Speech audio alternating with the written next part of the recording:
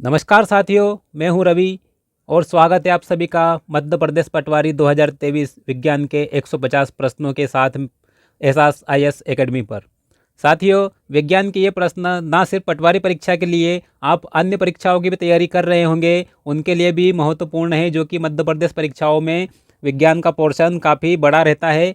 उसकी तैयारी में आपके लिए मददगार साबित होगा साथियों। तो जो भी मध्य प्रदेश के युवागण हैं, जो पटवारी की परीक्षा अभी जिनका बाकी है पेपर, और उसके अलावा जो एमपीटीईटी और एमपीएसआई का भी जो इंतज़ार कर रहे हैं, एमपी कांस्टेबल का इंतज़ार कर रहे हैं, और या जिनका अभी एमपीटीईटी संविदा शिक्षक वर्ग 2-3 का एग्ज़ाम होने वाला है, उनके लिए भी काफ़ी महत्वपूर्ण प्रश्न है साथियों। ये सभी के लिए महत्वपूर्ण है जो भी एमपी पीईबी या एमपीईएसबी की एग्ज़ाम्स की तैयारी कर रहे हैं। चलिए साथियों, बढ़ते हैं प्रश्नों की ओर। फटाफट से देखते हैं प्रश्न, ज़्यादा बातें ना करते हुए प्रश्नों पर ध्यान देते हैं। देखिए साथियों, पहला प्रश्न आपकी स्क्रीन पर। पहला प्रश्न है, भ्रौणिकी विज्ञान का जनक किसे कहा जाता है? भ्रौणिकी विज्ञान का जनक किसे कहते हैं? किसे कहते हैं? वॉन वेयर को। किसे कहा जाता है साथी? वॉन वेयर को कहा जाता है। क्वेश्चन नंबर 2 देखिए साथियों, कोशिका की ऊर्जा संचित होती है, किसमें होती है साथियों? एटीपी में। किसमें? ATP, adenosine try phosphate. क्या फुल फॉर्म होता है इसका? एडिनोसिन ट्राई फॉस्फेट होता है एटीपी का फुल फॉर्म। और कोशिका की जो ऊर्जा होती है वो एटीपी के रूप में संचित होती है।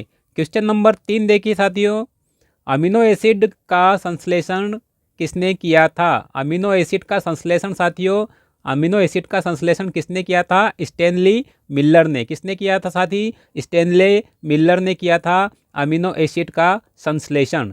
चलिए साथियों, ये प्रश्न काफ़ी महत्वपूर्ण है और यूनिक प्रश्न है साथियों। आपको बहुत सारे वीडियोस मिल जाएंगे जिनमें साइंस के प्रश्न आपको करवाए गए हैं, लेकिन उनसे कुछ अलग तरीके के प्रश्न लेकर आपके लिए आए हैं, जो कि आपके लिए कुछ नवीन होंगे, और कुछ ऐसे प्रश्न हैं जिनसे आप अभी तक अनजान भी होंगे। कुछ इसी तरह के प्रश्न लेकर मैं आया हूं आपके लिए महासागर से चुने गए रत्नों के साथ में, जो कि 150 रत्न है प्रश्नों के रूप में। देखिए आपके लिए अगला प्रश्न क्या है। विषाणु में आनुवंशिक पदार्थ होता है, क्या होता है साथियों? या तो आरएनए होता है, या आरएनए होता है, या डीएनए होता है। क्या होता है विषाणु में? वायरस की बात हो रही है। विषाणु में आनुवंशिक पदार्थ या तो आरएनए या डीएनए होता है। मुख्यतः कौन होता है? मुख्यतः बात करें तो आरएनए होता है। चलिए नेक्स्ट प्रश्न देखें साथी। नेक्स्ट प्रश्न है आपकी स्क्रीन पर, जीवित कोशिका का सर्वप्रथम अध्ययन किसने किया था? जीवित कोशिका की बात हो रही है साथी। जीवित कोशिका का सर्वप्रथम अध्ययन किसने किया था? तो वो था ल्यूवेनहॉक। कौन था साथी? ध्यान रखिएगा, ल्यूवेनहॉक था जिसने जीवित कोशिका का सर्वप्रथम अध्ययन किया था। चलिए नेक्स्ट प्रश्न देखिए, क्वेश्चन नंबर 6 देखिए, संयोजी ऊतक की उत्पत्ति कहाँ होती है? संयोजी ऊतक की उत्पत्ति कहाँ होती है? तो मीजोडर्म या मिसोडर्म में होती है। इसे मिसोडर्म भी पढ़ते हैं, मिसोडर्म भी पढ़ते हैं या कहते हैं, और मीजोडर्म भी कहा जाता है। यहीं पर होती है साथी संयोजी ऊतक की उत्पत्ति। चले साथी अगले प्रश्न की ओर। अगले प्रश्न को देखते हैं। अगला प्रश्न है, मृत कोशिकाओं को नष्ट करके सफाई का कार्य कौन सा ऊतक करता है? क्या पूछा गया है? मृत कोशिकाओं को नष्ट करके सफाई का कार्य कौन सा ऊतक करता है? तो साथी ये करता है संयोजी ऊतक। कौन करता है? कौन करता है? संयोजी ऊतक करता है मृत कोशिकाओं को नष्ट करके सफाई का कार्य। क्वेश्चन नंबर 8 पे नज़र डालते हैं। क्वेश्चन नंबर 8 है, उपास्थि से संबंधित अध्ययन को क्या कहते हैं? उपास्थि से संबंधित अध्ययन को कॉन्ड्रोलॉजी कहते हैं। क्या कहते हैं साथी? कॉन्ड्रोलॉजी कहा जाता है। कॉन्ड्रोलॉजी में उपास्थियों से संबंधित अध्ययन किया जाता है। चलिए नेक्स्ट प्रश्न देखिए साथियों। नेक्स्ट प्रश्न है आपके लिए, सर्वप्रथम रक्त कोशिका की खोज किसने की थी? साथियों देखिए, सर्वप्रथम रक्त कोशिका पूछा गया है। सर्वप्रथम रक्त कोशिका की खोज किसने की थी? तो मेल्पी जीआई ने की थी। किसने की थी? मेल्पी जीआई ने सर्वप्रथम रक्त कोशिका की खोज की थी। साथियों ये कुछ अलग प्रश्न आपको लगा होगा। चलिए बढ़ते हैं अगले प्रश्न की ओर। जो साथी साइंस पढ़ते हैं, जिनका साइंस सब्जेक्ट है, उनके लिए नवीन नहीं होगा, लेकिन जिन्होंने साइंस से पढ़ाई नहीं की है, उनका कोई और सब्जेक्ट रहा है, तो उनके लिए प्रश्न नवीन हो सकते हैं, लेकिन काफ़ी महत्वपूर्ण प्रश्न भी है साथी, ध्यान रखिएगा इन प्रश्नों को। चलिए देखिए, जल संतुलन की खोज किसने की थी साथियों। जल संतुलन की खोज में किसका योगदान है? होवर का, या होबर भी आपको मिलेगा, होबर या होवर, जो भी नाम मिले आपका, ये उत्तर होगा। होवर ने की है जल संतुलन की खोज। चलिए नेक्स्ट प्रश्न देखें साथियों, हृदय स्पंदन की दर एवं रक्तदाब का नियंत्रण कौन करता है? हृदय स्पंदन की दर और रक्तदाब का नियंत्रण कौन करता है? तो एड्रीनेलिन हार्मोन। कौन करता है? एड्रीनेलिन हार्मोन क्या करता है? इसका कार्य है हृदय स्पंदन और रक्तदाब का नियंत्रण। चलिए नेक्स्ट प्रश्न, क्वेश्चन नंबर 12 पे नज़र डालते हैं। 12 नंबर क्वेश्चन है, हीमोग्लोबिन में कौन सी धातु उपस्थित होती है? ये तो आम प्रश्न है, आप लोगों को पता होगा, लोहा होता है, आयरन या Fe। क्या होता है? आयरन, लोहा या Fe। तीनों नाम बता दिए आपको इसके। क्या होता है हीमोग्लोबिन में? लोहा होता है। नेक्स्ट प्रश्न पे नज़र डालते हैं। नेक्स्ट प्रश्न है, वृद्धि हार्मोन का स्त्राव किस ग्रंथि से होता है? वृद्धि हार्मोन का स्त्राव पीयूष ग्रंथि से होता है। किससे होता है? पीयूष ग्रंथि से होता है। अगला प्रश्न है, वृक्क नलिकाओं में जल के पुनः अवशोषण का नियंत्रण कौन सा हार्मोन करता है? वृक्क नलिकाओं की बात हो रही है और जल के पुनः अवशोषण के नियंत्रण की बात हो रही है, और कौन सा हार्मोन करता है ये पूछा गया है। तो कौन सा हार्मोन है? वेसोप्रेसिन। वेसोप्रेसिन हार्मोन क्या करता है? वृक्क नलिकाओं में जल के पुनः अवशोषण का नियंत्रण का कार्य करता है। चलिए नेक्स्ट प्रश्न पे नज़र डालें। नेक्स्ट प्रश्न है साथी आपके लिए, स्वपरागण की प्रमुख शर्तें कौन सी है? स्वपरागण, परागणों की बात हो रही है साथियों। पर परागण और स्वपरागण दो प्रकार के परागण होते हैं, तो यहाँ पर आपको स्वपरागण की प्रमुख शर्तें पूछी गई है। तो क्या होता है? एक तो ये शर्त यहाँ पर आपको एक ही दी गई है, ऑप्शन में 2-3 भी हो सकती है। यहाँ पर आपको एक शर्त दी गई है, पौधों का द्विलिंगी होना। ये सबसे प्रमुख शर्त है, इसलिए इसको यहाँ पर शामिल किया गया है, क्योंकि यहाँ पर पूछा भी है प्रश्न में आपसे, प्रमुख शर्त कौन सी होती है स्वपरागण की? तो क्या होती है? पौधे का द्विलिंगी होना अति आवश्यक शर्त है। चलिए नेक्स्ट प्रश्न देखें, 16 नंबर प्रश्न पर नज़र डालते हैं साथी। 16 नंबर प्रश्न है, पौधे के आधार पर सॉरी साथियों, पोषण के आधार पर पौधे कितने प्रकार के होते हैं? पोषण के आधार पर पौधे कितने प्रकार के होते हैं? 2 प्रकार के, स्वपोषी और परपोषी। चलिए सामान्य प्रश्न था, इसलिए जल्दी आगे बढ़ते हैं। अगला प्रश्न है, आनुवंशिकता पर अपने विचार प्रस्तुत करने वाले दार्शनिक थे? कौन थे? पाइथागोरस ने भी प्रस्तुत किए थे और अरस्तु ने भी। किसके ऊपर? आनुवंशिकता के ऊपर। नेक्स्ट प्रश्न है, होमोस्टेटिस शब्द का सर्वप्रथम प्रयोग किसने किया था? साथ ही इसका उत्तर है वाल्टर केनन ने किया था। कौन सा शब्द? होमोस्टेटिस शब्द सर्वप्रथम वाल्टर केनन ने प्रयुक्त किया था। नेक्स्ट प्रश्न है, वेलिसनेरिया में कौन सा परागण होता है? वेलिसनेरिया में जल परागण होता है, मतलब जल के द्वारा परागण होता है वेलिसनेरिया में, जल परागण। नेक्स्ट प्रश्न देखिए, लाइपेज एंजाइम वसा को किसमें बदलता है? लाइपेज जो एंजाइम होता है वो वसा को किसमें परिवर्तित कर देता है? वसीय अम्ल में। किसमें? और अगर पूछा जाए प्रश्न आपसे, वसा को वसीय अम्ल में परिवर्तित करने के लिए आवश्यक एंजाइम या कौन सा एंजाइम है? तो लाइपेज एंजाइम। यहाँ से आपको 2 तरह से प्रश्न बनाकर पूछा जा सकता है। चलिए नेक्स्ट प्रश्न पर ध्यान दें, मेंढक में परासरण किस अंग के द्वारा संपन्न होता है? मेंढक में परासरण किस अंग के द्वारा संपन्न होता है? तो त्वचा द्वारा होता है। किससे होता है? त्वचा द्वारा संपन्न होता है परासरण। किसमें? किस जीव में? मेंढक में। नेक्स्ट प्रश्न है, मानव शरीर में जल का अवशोषण कौन करता है? मानव शरीर में जल का अवशोषण कौन करता है? बड़ी आंत में होता है जल का अवशोषण। किसमें? बड़ी आंत में जल का अवशोषण होता है, या बड़ी आंत जल अवशोषण का कार्य संपन्न करती है। चलिए नेक्स्ट प्रश्न देखें, ल्यूकोसाइट्स किसे कहा जाता है? ल्यूकोसाइट्स किसे कहा जाता है साथी? कहते हैं WBC को। इसे WBC को ल्यूकोसाइट्स भी कहा जाता है, व्हाइट ब्लड कार्पुस्कल्स। चलिए नेक्स्ट प्रश्न देखिए, जीन संरचना को सर्वप्रथम प्रतिपादित किया था? किसने प्रतिपादित किया था? शटन ने। इनके साथ में एक और थे, कौन? एक वैज्ञानिक और थे, बोवेरी। कौन थे? बोवेरी। शटन और बोवेरी ने प्रतिपादित किया था जीन संरचना को।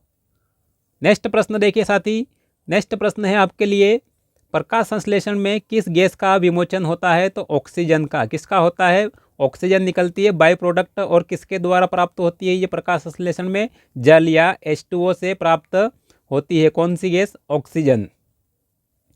नेक्स्ट प्रश्न देखें, नेक्स्ट प्रश्न है आपके लिए साथी, सजीवों में वृद्धि का धीरे धीरे होना कौन सी अवस्था है? सजीवों में वृद्धि की अवस्थाओं के ऊपर आधारित प्रश्न है और पूछा है सजीवों में वृद्धि का धीरे धीरे होना कौन सी अवस्था है? तो लॉग प्रावस्था, लॉग प्रावस्था है धीरे धीरे वृद्धि का होना। किसमें? सजीवों में। अगला प्रश्न है, हृदय के कार्य को सर्वप्रथम किस वैज्ञानिक ने समझाया था? हृदय के कार्य को सर्वप्रथम विलियम हार्वे ने समझाया था। किसने समझाया था? विलियम हार्वे ने। क्वेश्चन नंबर 28 देखे साथी, क्वेश्चन नंबर 28, काफ़ी अच्छे प्रश्न आ रहे हैं आपकी स्क्रीन पर साथियों, बिल्कुल ध्यान रखिएगा इन प्रश्नों को। देखिए, छोटी आंत में भोज्य पदार्थों का अवशोषण किसके द्वारा किया जाता है? तो किसके द्वारा किया जाता है साथी? ये प्रश्न आ चुका है, थोड़ा अलग टाइप से आया था अभी पटवारी परीक्षा में 3 अप्रैल सेकंड शिफ्ट में, कि जो छोटी आंत में भोज्य पदार्थों के अवशोषण के लिए जो संरचना पाई जाती है उसे क्या कहते हैं? तो उसे क्या कहते हैं? रस अंकुर। और यहाँ पर आपको प्रश्न मिला है, छोटी आंत में भोज्य पदार्थों का अवशोषण किसके द्वारा होता है? तो रस अंकुर, या इसे और क्या कहते हैं? विलय। क्या कहा जाता है? विलय भी कहा जाता है, इसे विलय भी कहा जाता है। इंग्लिश में कुछ इस टाइप से लिखते हैं, विलयी। चलिए नेक्स्ट प्रश्न देखिए साथियों, किन भारतीय दार्शनिकों ने आनुवंशिकता के तथ्यों के बारे में बताया था?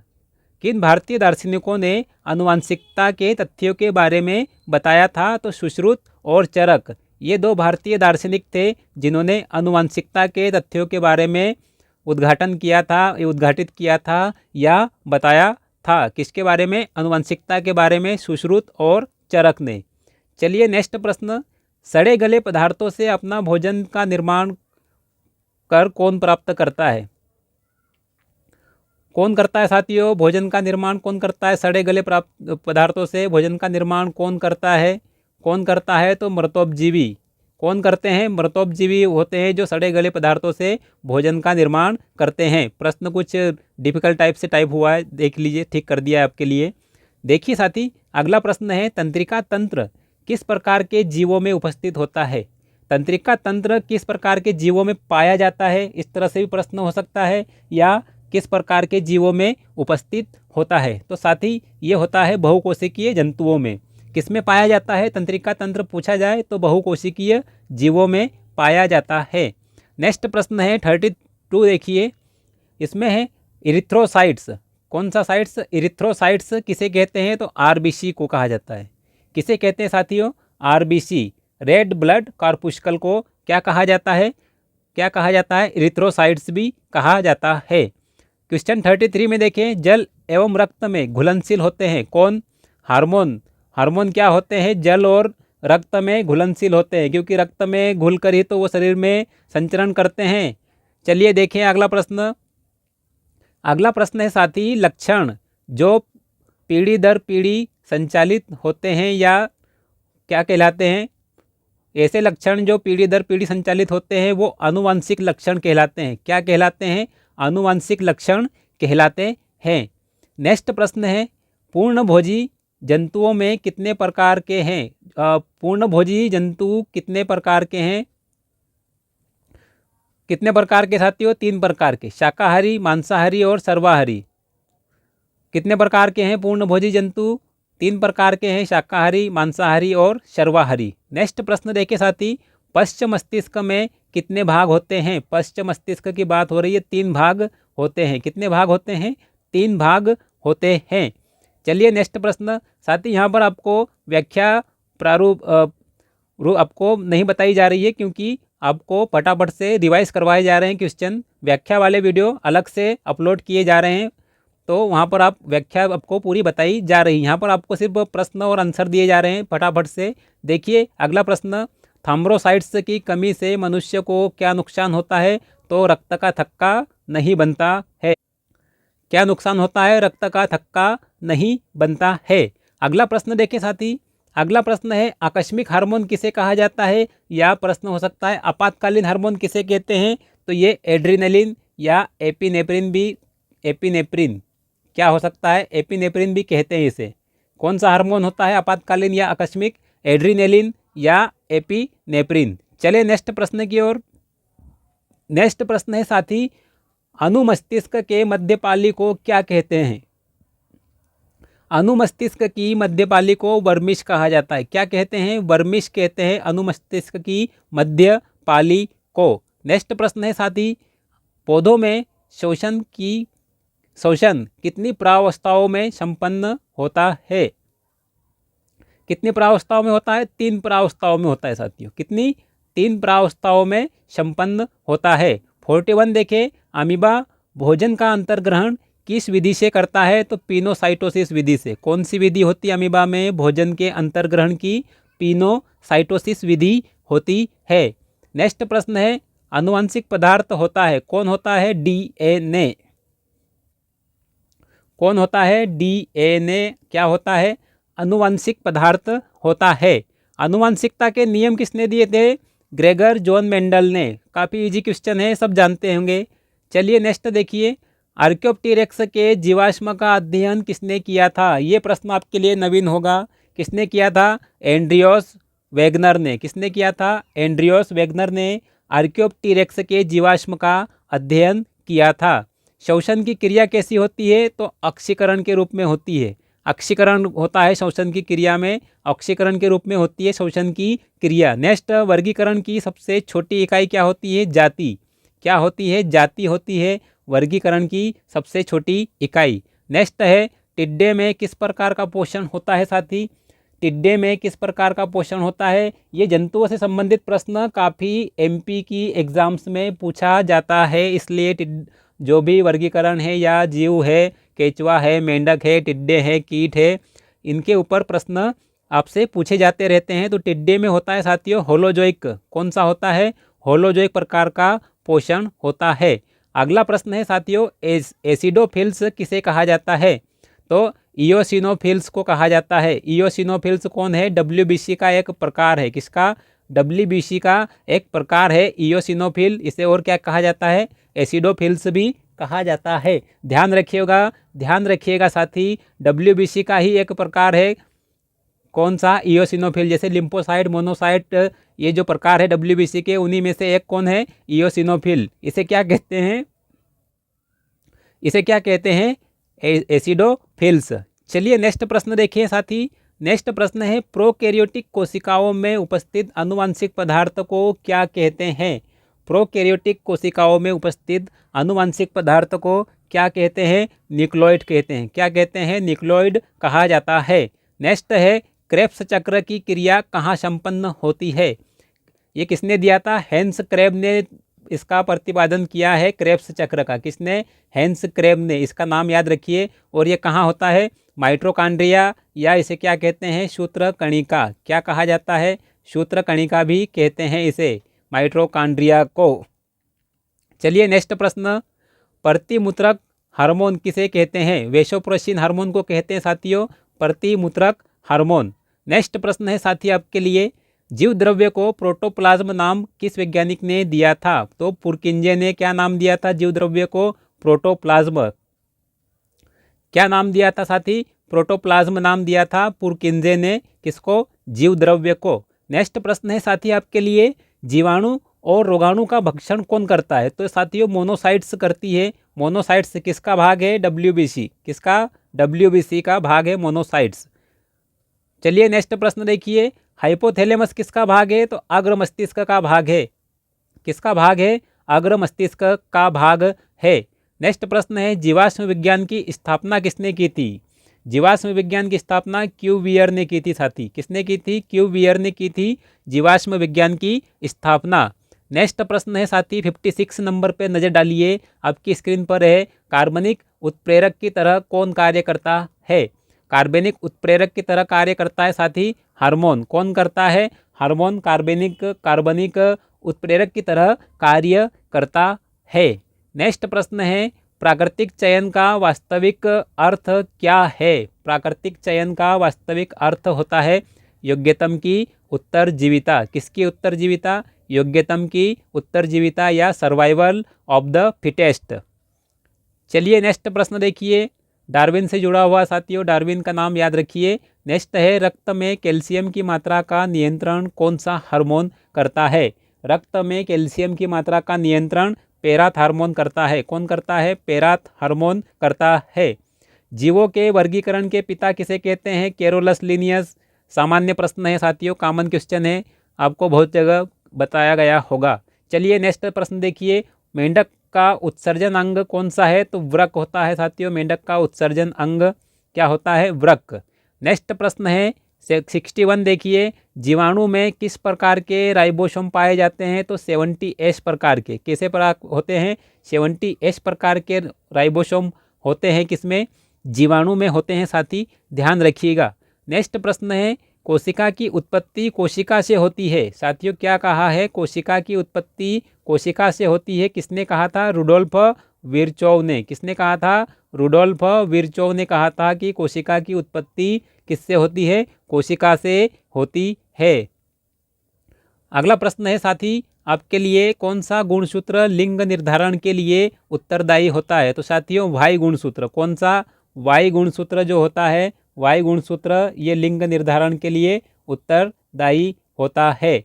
एक्स वाई और वाई वाई इस टाइप से गुणसूत्रों के जुड़ाव होता है, ध्यान रखिएगा। यहाँ पर आपको लिंग गुणसूत्र पूछा गया है और भाई गुणसूत्र है जो क्या करता है? लिंग का निर्धारण।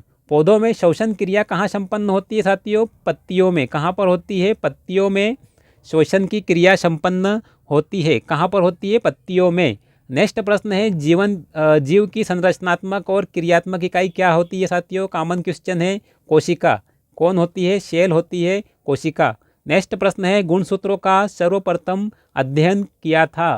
किसने किया था साथी? गुणसूत्रों का सर्वप्रथम अध्ययन स्ट्रॉसबर्गर ने। किसने किया है? स्ट्रॉसबर्गर ने किया है गुणसूत्रों का सर्वप्रथम अध्ययन। नेक्स्ट प्रश्न है, काफ़ी महत्वपूर्ण प्रश्न चल रहे हैं आपकी स्क्रीन पर साथियों, ध्यान रखिएगा। मैं यहाँ पर बीच में आपसे बात इसलिए नहीं कर रहा हूँ क्योंकि प्रश्न जल्दी से ख़त्म करने 150 प्रश्न हैं। चलिए नेक्स्ट प्रश्न देखिए, कीट का श्वसन अंग होता है, श्वास नलिका होती है कीट का श्वसन अंग। नेक्स्ट प्रश्न है, प्रथम जीव की पूर्वगामी संरचना किसे माना जाता है? प्रथम जीव जो थे पृथ्वी पर उत्पन्न हुए थे उसकी पूर्वगामी संरचना को एशरवेट को माना जाता है। किसे? को एशरवेट को। नेक्स्ट है, सार्कोड नाम जीव द्रव्य को किसने दिया था? डुजार्डिन ने दिया था साथियों। डुजार्डिन ने जीव द्रव्य को क्या कहा था? क्या नाम दिया था? सार्कोड। अगर पूछा जाए सार्कोड नाम किसने दिया जीव द्रव्य को, तो डुजार्डिन ने दिया था। इस तरह से प्रश्न भी हो सकता है। नेक्स्ट प्रश्न है, शरीर में ऑक्सीजन का परिवहन कौन करता है? हीमोग्लोबिन करता है। कौन साथियों? हीमोग्लोबिन करता है। एक सामान्य क्वेश्चन है। सर्वप्रथम जीवाणु को किसने देखा था? एंटोनी ल्यूएनहॉक ने। किसने?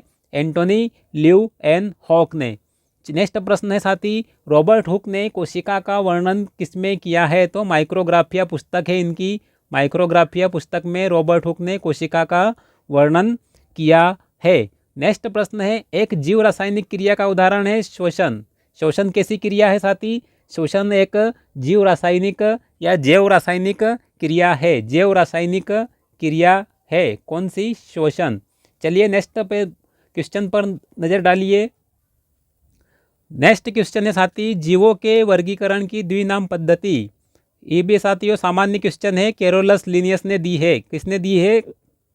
कैरोलस लिनियस ने दी है। लाइसोसोम को क्या कहा जाता है साथी? आत्महत्या की थैली, सुसाइडल बैग भी कहा जाता है। किसे? लाइसोसोम को। नेक्स्ट है, जीव द्रव्य को हक्सले ने क्या कहा था? जीव द्रव्य को हक्सले ने क्या कहा था? जीवन का भौतिक आधार। अगर पूछा जाए साथियों जीव द्रव्य को जीवन का भौतिक आधार किसने कहा, तो प्रश्न का उत्तर क्या होगा? हक्सले। अगर पूछा जाए जीवन का भौतिक आधार किसे कहा जाता है, तो उत्तर क्या होगा? जीव द्रव्य। क्या उत्तर होगा? जीव द्रव्य। यहाँ से 3 प्रकार से प्रश्न आपको देखने को मिल सकते हैं। चलिए नेक्स्ट प्रश्न देखें। पादप कोशिका में स्त्रावी और उत्सर्जी पदार्थों का भंडारण का कार्य कौन करता है? पादप कोशिका में स्त्रावी और उत्सर्जी पदार्थों का भंडारण कौन करता है? रिक्तिका करती है साथियों। कौन करती है? रिक्तिकाएं। पादप कोशिकाओं में पाई जाती है रिक्तिकाएं, वो क्या करती है? स्त्रावी और उत्सर्जी पदार्थों का भंडारण करने का कार्य करती है। नेक्स्ट प्रश्न देखें साथी। नेक्स्ट प्रश्न है माइटोकॉन्ड्रिया को कहा जाता है, क्या कहा जाता है माइटोकॉन्ड्रिया को? कोशिका का पावर हाउस या ऊर्जा ग्रह। क्या कहा जाता है? कोशिका का पावर हाउस या ऊर्जा ग्रह कहा जाता है किसे? माइटोकॉन्ड्रिया। इसे और क्या कहते हैं? सूत्र कणिका भी कहा जाता है। क्या कहते हैं? सूत्र कणिका भी कहा जाता है।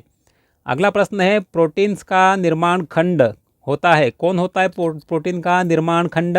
Amino acid. अमीनो अम्ल या अमीनो एसिड। कौन होता है प्रोटीन निर्माण खंड? अमीनो अम्ल या अमीनो एसिड। पेलेड ने किसकी खोज की थी? राइबोसोम की। किसकी खोज की? राइबोसोम की। नेक्स्ट प्रश्न साथी आपके लिए, शरीर के अंदर विभिन्न पदार्थों का संवहन क्या कहलाता है? तो परिवहन कहलाता है साथी। ध्यान रखिए, परिवहन कहलाता है। परिवहन कहलाता है विभिन्न पदार्थों का संवहन शरीर के अंदर। नेक्स्ट है साइटोक्रोम के संश्लेषण के लिए आवश्यक होता है, कौन साथी? आयरन। और किसके लिए? हीमोग्लोबिन के लिए भी। किसके? हीमोग्लोबिन के संश्लेषण के लिए भी। हीमोग्लोबिन के संश्लेषण के लिए भी आवश्यक होता है कौन? आयरन या लोहा। कौन? लोहा या Fe। चलिए नेक्स्ट प्रश्न देखें। हरित लवक का आधारीय अवयव कौन सा होता है साथियों? काफ़ी अलग टाइप से प्रश्न घुमा फिरा कर पूछा गया है, लेकिन प्रश्न सिंपल है। कौन सा तत्व पाया जाता है? तो क्लोरोफिल में मैग्नीशियम।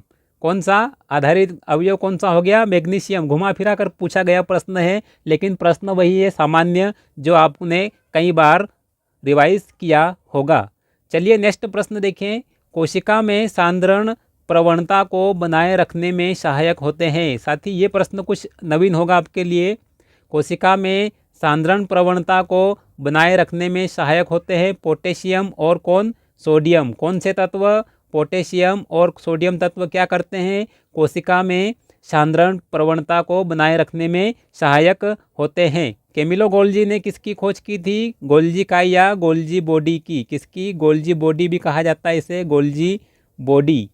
चलिए नेक्स्ट प्रश्न की ओर साथी। नेक्स्ट प्रश्न है रक्त एक है, क्या है रक्त? रक्त एक तरल संयोजी ऊतक है। कैसा ऊतक है? तरल संयोजी ऊतक का उदाहरण है। कौन सा तत्व रक्त का थक्का बनाने में सहायता करता है साथी? पोटेशियम। और विटामिन कौन सा? विटामिन के। कौन सा? विटामिन के। अगर विटामिन की बात करें तो विटामिन के और साथियों पोटेशियम का सूत्र क्या होता है? प्रतीक चिन्ह। प्रतीक चिन्ह क्या होता है पोटेशियम का? देख लीजिए साथियों, आपको दोनों याद रखने में सहायता मिलेगी, इससे आपके लिए ट्रिक बन जाएगी। विटामिन के का उपयोग रक्त का थक्का बनाने में होता है, और यहाँ पर भी पोटेशियम का सहायक होता है किसमें? रक्त का थक्का बनाने में। और पोटेशियम का प्रतीक चिन्ह क्या होता है? कमेंट करके बताइएगा। चलिए नेक्स्ट, स्टार्च एक है। स्टार्च क्या है साथियों? पॉलीसेकेराइड का उदाहरण है। एंजाइम को जाइमेज नाम किसने दिया था? साथियों एंजाइम को जाइमेज किसने नाम दिया था? एडवर्ड बुकनर ने। किसने? एडवर्ड बुकनर ने नाम दिया था, एडवर्ड बुकनर ने।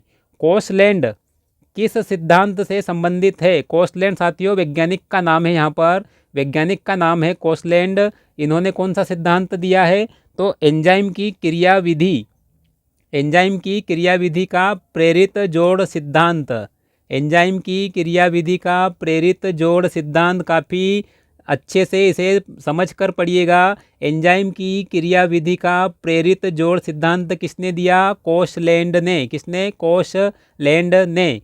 रक्त का शुद्धिकरण कहाँ होता है साथियों? फेफड़े और किडनी दोनों, क्योंकि किडनी में डायलिसिस के द्वारा होता है और फेफड़ों में भी O2 CO2 का कार्य होता है शुद्धिकरण में, क्योंकि ऑक्सीजन रहित और CO2 रहित रक्त का प्रवाह धमनी शिराओं में होता रहता है और फेफड़ों में पहुंचकर CO2 मुक्त कर दी जाती है, ऑक्सीजन ले ली जाती है। बहुत लंबी चौड़ी प्रक्रिया, अभी ध्यान रखिएगा इनको।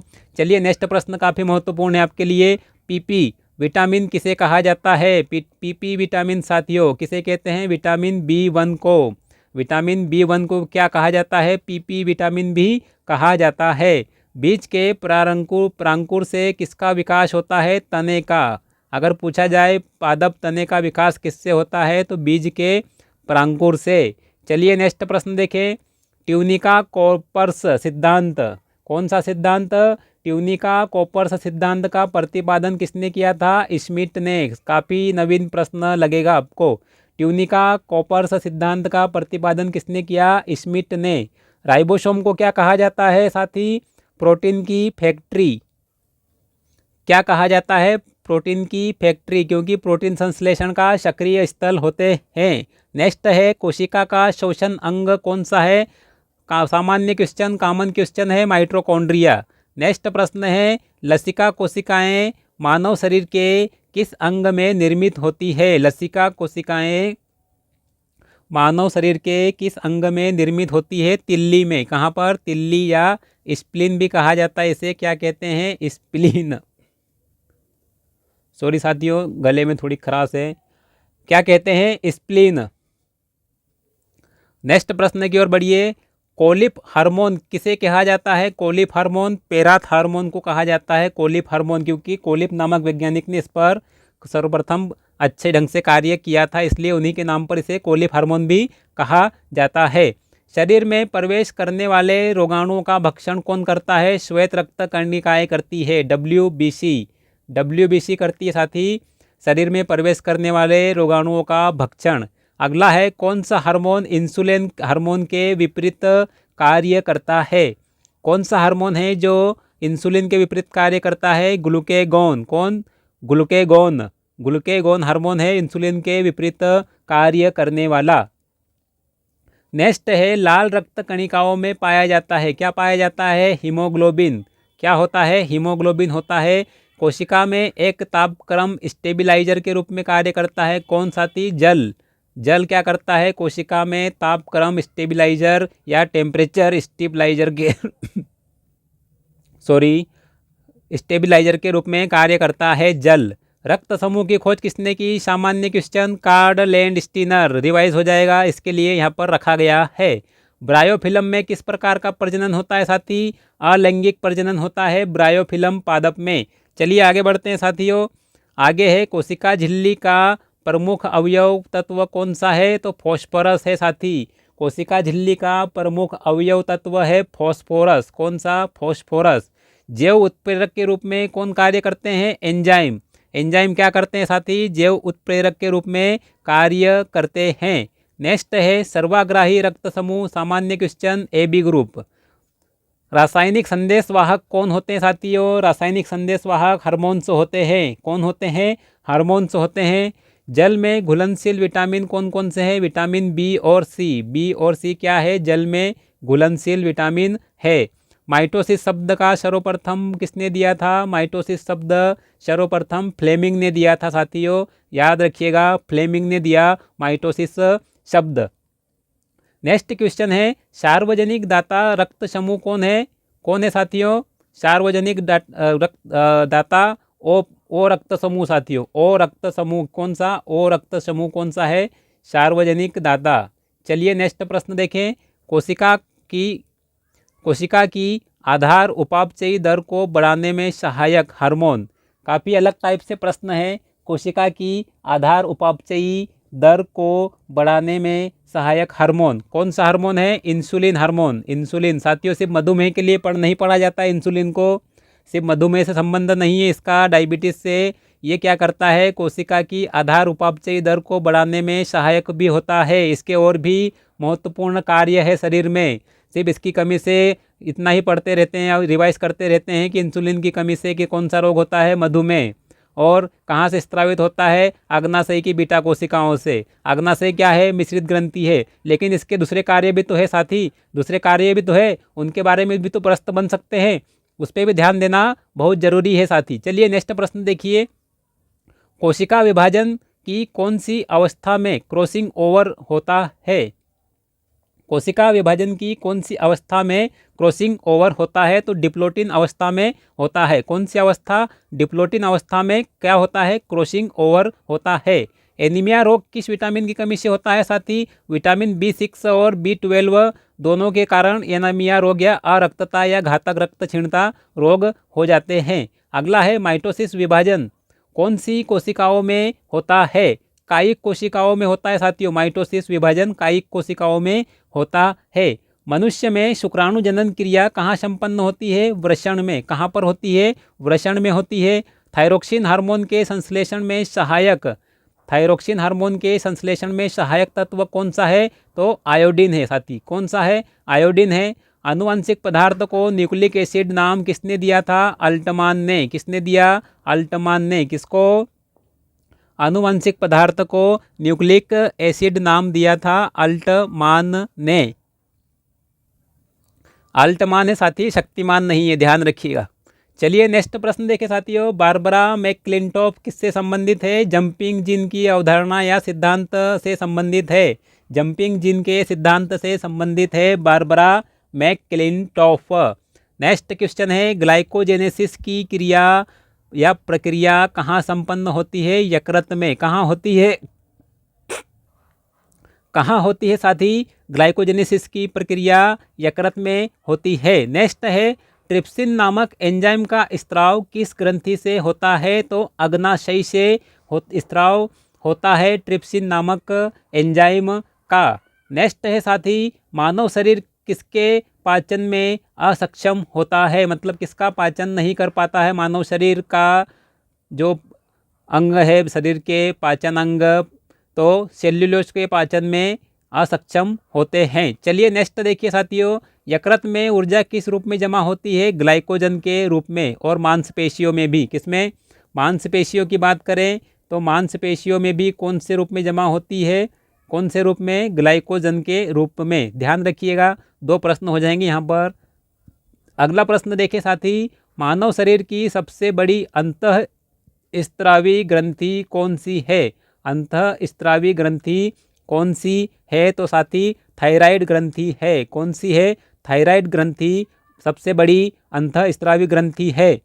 और मानव शरीर की सबसे बड़ी ग्रंथि की बात करें तो यकृत होती है। यहाँ पर मैंने प्रश्न इसलिए रखा है साथी क्योंकि आपको कन्फ्यूजन ना हो। सबसे बड़ी ग्रंथि की बात होती है मानव शरीर की, यकृत होती है।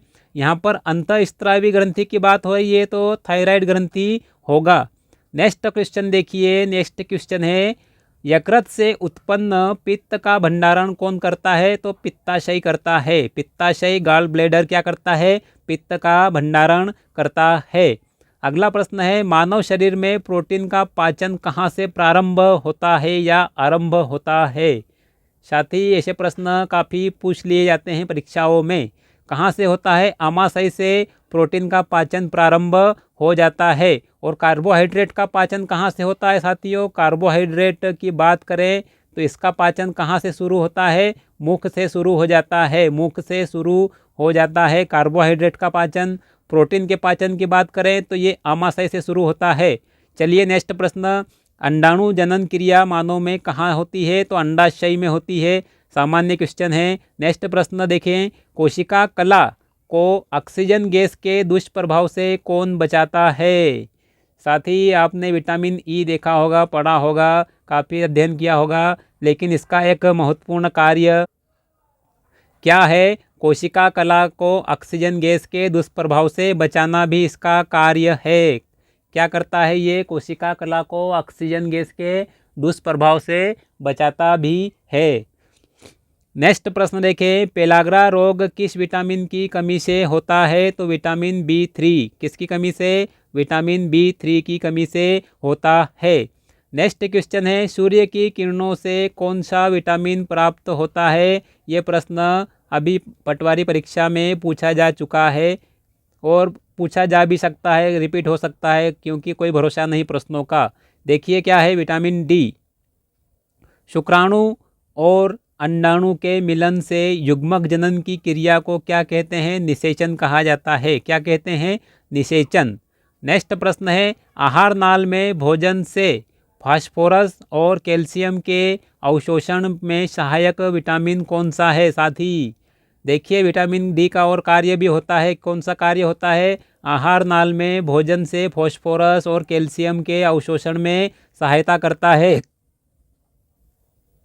कौन करता है? Vitamin D. विटामिन डी साथी, विटामिन डी क्या करता है? आपको प्रश्न में मिल जाएगा। चलिए नेक्स्ट प्रश्न, विटामिन B12 का प्रमुख खनिज लवण कौन सा है? कोबाल्ट। कौन सा है खनिज लवण? कोबाल्ट। सूखा रोग किस विटामिन की कमी से होता है साथी? Vitamin D. क्या नाम है? रिकेट्स। इसका नाम आपको घुमा फिरा कर दिया जा सकता है, इसे सुखंडी भी कहा जाता है। सुखंडी। सुखंडी आ जाए, रिकेट्स आ जाए या सूखा रोग आ जाए तो कौन सा विटामिन होगा? विटामिन डी होगा। चलिए नेक्स्ट प्रश्न देखें। विटामिन B1 को विशुद्ध रूप से किसने पृथक किया था? विलियमसन ने किया था 1934 में। विटामिन B1 को विशुद्ध रूप से पृथक किया था विलियमसन ने 1934 में। वीर सिपाही की संज्ञा किसे दी जाती है? WBC को। शरीर के वीर सिपाही। किसके? शरीर के वीर सिपाही। वीर सिपाही किसे कहते हैं? WBC, वाइट ब्लड कॉर्पस्कल को। चलिए नेक्स्ट प्रश्न देखें। नेक्स्ट प्रश्न, शरीर में एंटीबॉडी का निर्माण करने में सहायक है कौन होता है? लिम्फोसाइट्स। लिम्फोसाइट्स किसका भाग? WBC का। WBC का ही भाग है लिम्फोसाइट्स। नेक्स्ट, मानव में निषेचन की क्रिया कहाँ संपन्न होती है? गर्भाशय या यूटेरस? कहाँ होती है? गर्भाशय में संपन्न होती है। नेक्स्ट, उत्सर्जन की संरचनात्मक एवं क्रियात्मक इकाई क्या है या कौन सी है? क्या है या कौन सी है? तो ये है नेफ्रॉन। कौन है? नेफ्रॉन क्या है? इकाई है उत्सर्जन की संरचनात्मक एवं क्रियात्मक इकाई। नेक्स्ट क्वेश्चन है साथी आपके लिए आपकी स्क्रीन पर, शरीर में अल्कोहल के निराविशन के लिए कौन उत्तरदायी होता है? तो यकृत होता है।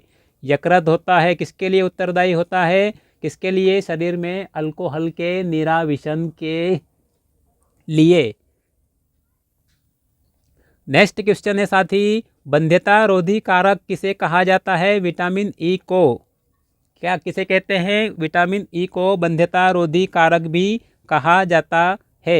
नेक्स्ट प्रश्न है 144 पे आ चुके हैं साथियों। 144 पे आ गए हैं। देखिए, ग्लूकोज को इथेनॉल में परिवर्तित करता है कौन करता है? जाइमेज एंजाइम। कौन करता है? जाइमेज एंजाइम। नेक्स्ट है रतौंधी रोग किस विटामिन की कमी से? विटामिन ए रेटिनॉल की कमी से कौन सा होता है? कौन सा रोग? रतौंधी रोग और जीरोप्थेल्मिया। नेक्स्ट है शरीर में ऊतकों के निर्माण हेतु आवश्यक होता है प्रोटीन। कौन होता है? प्रोटीन। रक्त का थक्का बनाने में प्रमुख योगदान होता है किसका? प्लेटलेट्स का। किसका योगदान प्रमुख होता है? प्लेटलेट्स का। और विटामिन कौन सा? विटामिन के। नेक्स्ट है और पोटेशियम। पोटेशियम भी अभी आपको प्रश्न में मिल चुका है। पोटेशियम। ऑक्सीटोसिन हार्मोन का स्त्राव किस ग्रंथि से होता है? पीयूष ग्रंथि से। किससे होता है साथी? पीयूष ग्रंथि से। पादपों में वृद्धि नियामक पदार्थ कौन सा है? हार्मोन्स होते हैं साथियों। पादप हार्मोन्स क्या है? पादपों में वृद्धि नियामक पदार्थ होते हैं। नेक्स्ट प्रश्न देखिए, लास्ट प्रश्न है साथी, पादपों में कोशिका विभाजन को अवरुद्ध करने वाला हार्मोन कौन सा है? Abscisic acid. कौन सा है? Abscisic acid. तो साथियों ये थे आपके लिए 150 प्रश्न, काफ़ी महत्वपूर्ण विज्ञान के। चलिए मिलते हैं अगले प्रश्नों के साथ में। जय हिंद साथियों, धन्यवाद।